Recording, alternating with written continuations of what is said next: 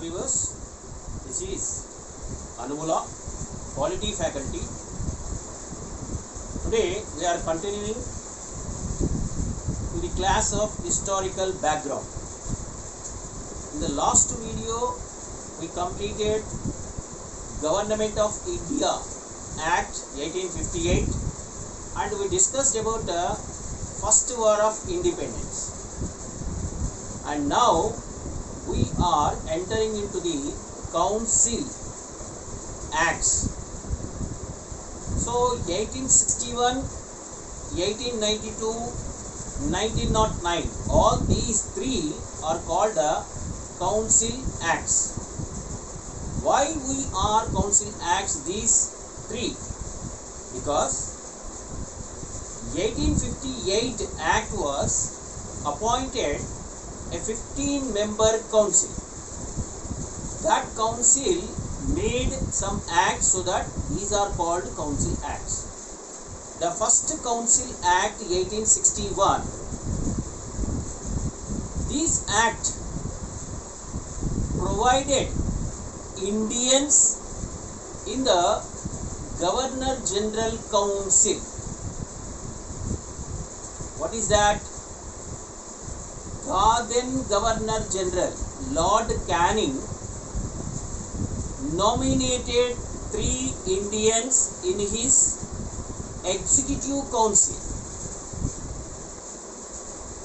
Why Indians allowed in the Governor General Executive Council? Because British Queen felt after the independence of War of Independence, it is very must to Indians should also participate in the governance.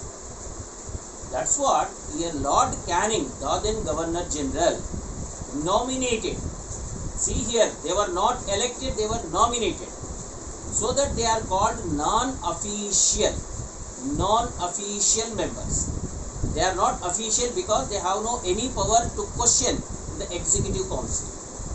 So this is the very important in this 1861 Council Act. And now Lord Canning also taking the first step, that means he started to decentralization. In the previous acts, in 1773 Act, whenever East India Company tried to governance to the centralized system, and it was peak level in 1833. Now Lord Canning made a decentralization of powers. That means he started to provide powers to the previous provinces governors. That means Madras and Bombay. The governors again provided legislative powers as well as executive powers. So this is also very important in this act.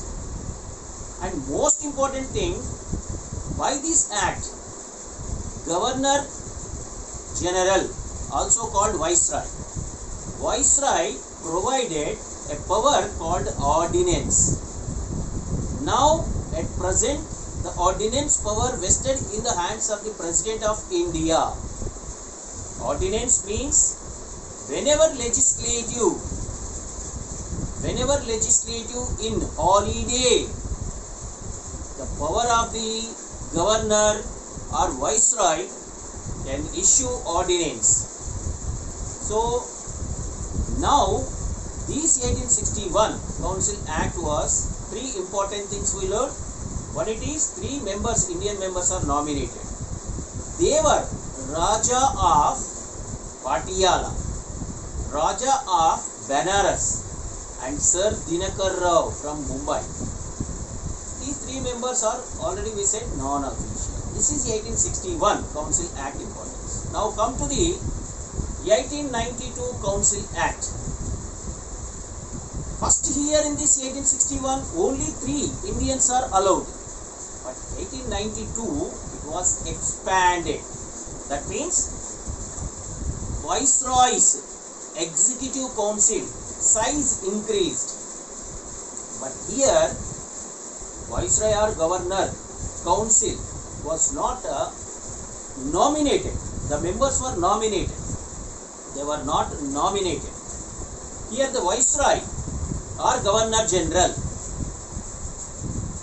they nominate the members, the Indian members from provinces, provincial councils. The provincial councils nominated some of the members to the Viceroy's Executive Council. And even Bengal Chamber of Commerce. See here, provincial councils nominated some of the members, and Chamber of Commerce, Bengal Chamber of Commerce also nominated. The members who are nominated from these two categories, Viceroy will appoint in the Executive Council. And not only these, state provincial councils also nominated. That means the governors, here it is Governor General or Viceroy, but provinces there were governors are there. That governors also nominate local bodies, that is district or jamindars or trade unions or universities. From these categories, the members were nominated to the state provinces. So by 1892 Council Act, we increased the size of the Executive Council. The last one, very important one, 1909 Council Act, also called Marley-Minto reforms. It is very important. Marley was the then secretary and Minto was Viceroy. Because of these two persons, introduction of this Council Act, the name also given Marley-Minto reform. We should not call Minto Marley because the highest position was Secretary of State. So that first we have to call Marley-Minto. 1909 Marley-Minto reforms. Why this act? Very very important. Again, size was Viceroy's Executive Council size was increased. First it was only 3 members, then it was 6 members, now it is 16 members. Right? By this size, 16 members to 60 members, the Executive Council was expanded. But here, very very important in this act, Marley-Minto Act or Minto-Marley Act, reforms.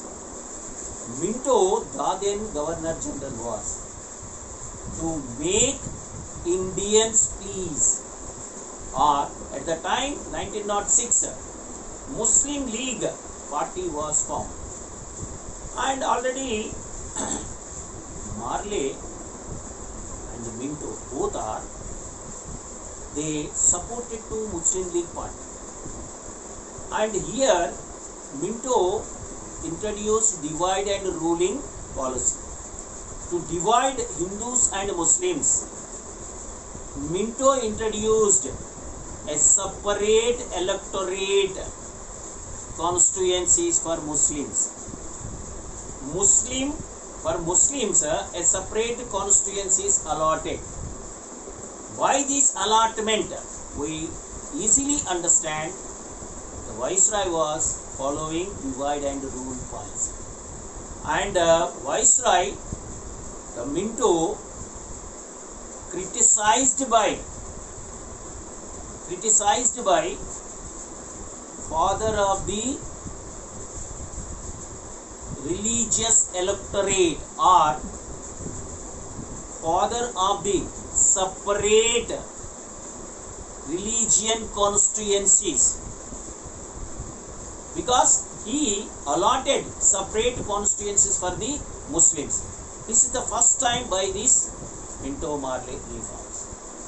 So these are the council acts, and we will continue these classes. All the viewers, you watch this video and share it, like it and subscribe. Thank you.